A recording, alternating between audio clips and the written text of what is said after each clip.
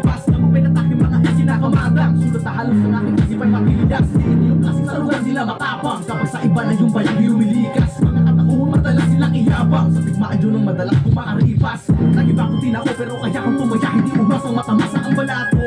Kahit pwede naman ako dinakalimot pamahagit na nakaibabaw na lang sa katato. Di nagpapakambahan, tinakamata paragi kahit sa paningin ay papapako. Mura ang edad pero kaya ko na pangatawan na nito mga tinutura ko.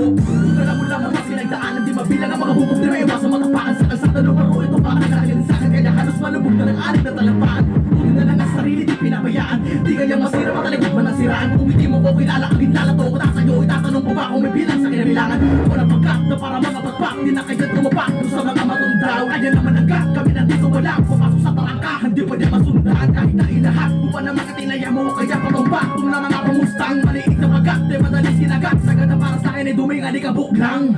Yeah.